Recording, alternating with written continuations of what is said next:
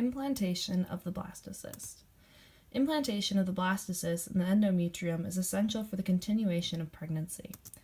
After fertilization and some meiotic divisions, a ball of cells is formed called a morula, which, like a rubber band ball, is all compact and has no intercellular space. After more meiotic divisions, which actually tend to be unequal, this allows a fluid-filled cavity to form. The blastocyst is formed.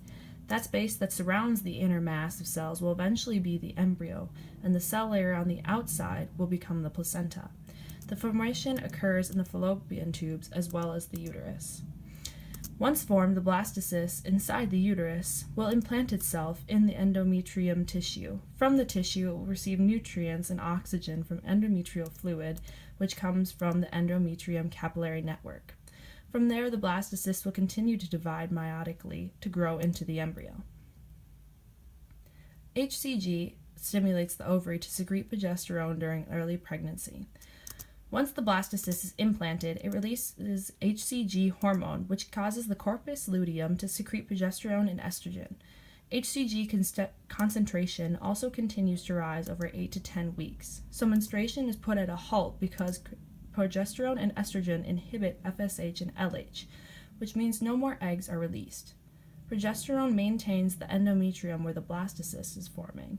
The fetus and placenta will then begin to grow. The blastocyst will continue to develop. Estrogen and progesterone are secreted by the placenta once it is formed. Around week 10, the placenta takes over the hormonal role of the corpus luteum, much like the pirates and Captain Phillips take over the ship. HCG initially maintains the corpus luteum, but estrogen keeps up the uterine lining, and progesterone mainly prevents contractions and maintains the endometrium. The placenta facilitates the exchange of materials between the mother and the embryo. Functions of the placenta give the fetus the materials to survive in the womb. The exchange of materials between maternal and fetal blood keep the fetus fully forming. Remember, maternal and fetal blood do not touch. Exchange of materials include, from maternal blood to fetal blood, oxygen, water, lipids, glucose, amino acids, vitamins and minerals, and antibodies. From fetal blood to maternal blood is urea, carbon dioxide, HCG hormone. Maternal blood delivers the materials through vessels that reach into the placenta called the intervillous space. In the space, villi of the placenta absorb the maximum material amount and transfer it over to fetal blood.